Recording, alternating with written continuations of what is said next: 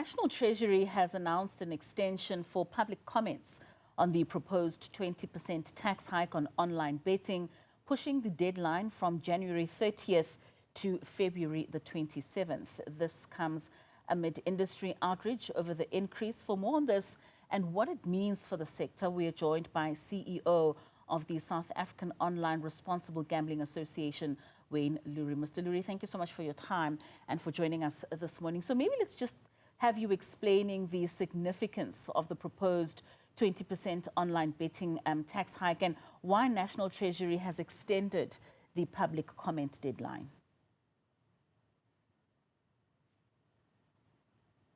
Okay, thank you. Morning, Katlego. What it really emanates from is that I think Treasury have identified what they believe to be a source of what they project to be 10 billion rands worth of tax out of a 50 billion rand net revenue from the industry, or gross gaming revenue, as we call it.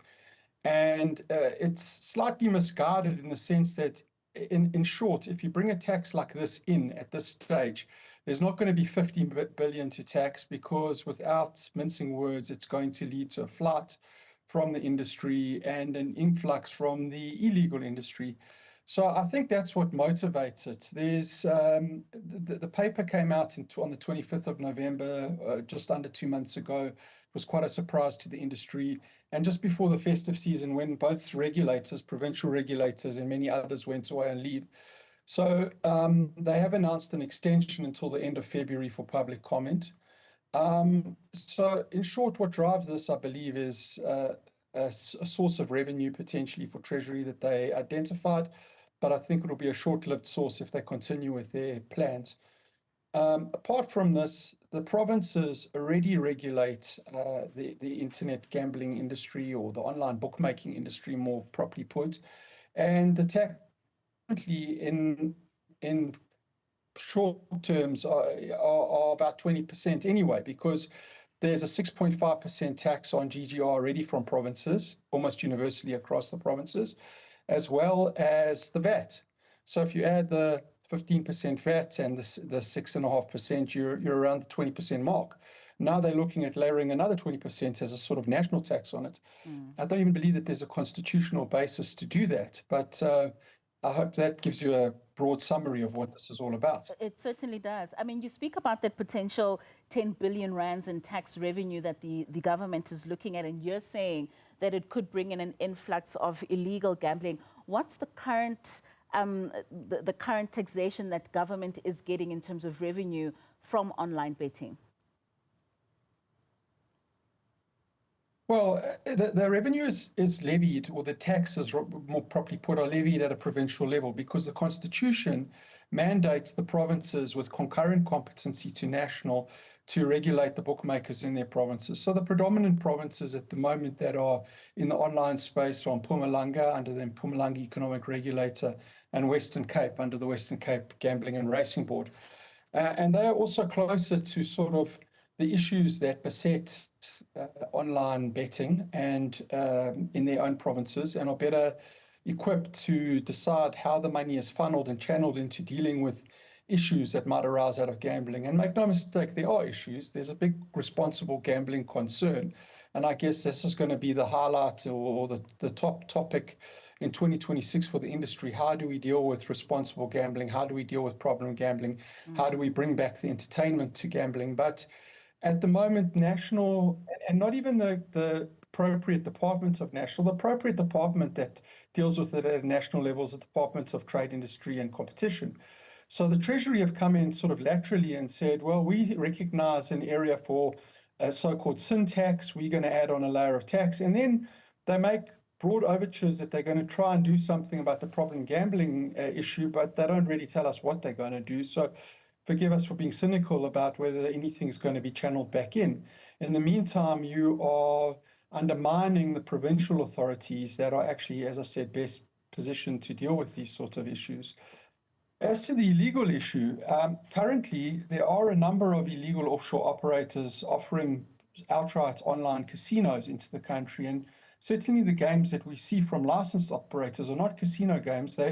they very often look like them and emulate them, but they're actually online fixed odds betting games under bookmaker licenses.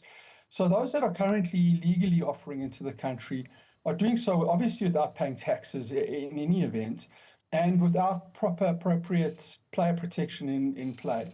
And what Treasury seem to quite curiously suggest in their paper for comment is that all are welcome to pay tax. In fact, it encourages the illegal operators to pay their 20% tax and give them a sort of quasi-legitimacy in so doing. And what that actually translates to, quite ironically, is if those illegal operators are inclined to pay tax, which I doubt very much, but even if they were, they'd be paying a 20% tax and foregoing the provincial tax of, as I've said, 20% odds, which gives a tax burden overall to a licensed operator of 40% and only be paying 20%. So what that equates to is if you're illegal, you can have a 50% discount on your tax. And I'm sure you agree that's an absurd situation and really quite not sound policy. None of this, with the greatest of respect, appears to be sound and well thought policy. A sin tax and a ban have been proven internationally not to be a way to tackle an issue and to properly regulate an industry. As we've seen with alcohol and tobacco, you add more tax, would be very surprised if it's reduced drinking or smoking to a level that's palpable. And maybe just to expand on that sin tax that the government would be looking to implement. I mean, you're speaking of these offshore operators that could possibly be able to come in, operate illegally, but also pay less of the tax as opposed to the legal operators in the country. What potential social and economic consequences then would give a rise to this illegal gambling? Well, the illegal operator is under no obligation to place messages on their websites to pick up or address patterns of problem gambling. Many of our large bookmakers online and responsible licensed bookmakers do detect and look for patterns of overstimulation of gambling, problem gambling, and try and address it with the punters that are in those sort of situations. They also reroute some of their funds. There's, apart from corporate social responsibility, there's a mandatory fee that gets paid to the Responsible Gambling Foundation for counseling. There's other initiatives to provide, private initiatives to provide counseling, which is one of the projects that we've been working on. And the offshore operator is not obliged to do any of this.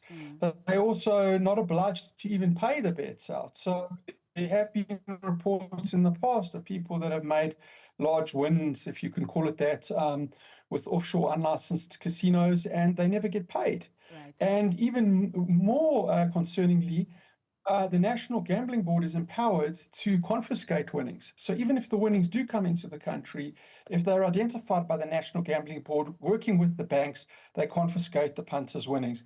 And the punter's not altogether to blame, because very often they cannot differentiate between an illegal offshore operation and a licensed onshore operation, because they might even use brands that look familiar to South Africans or pretend to be South African brands, and meanwhile it's an offshore operator in some island somewhere, right. you know? Yeah. So Wayne, maybe just lastly and very quickly, this deadline has been extended for public participation to the 27th of February. Do you think this is because of a lack of participation?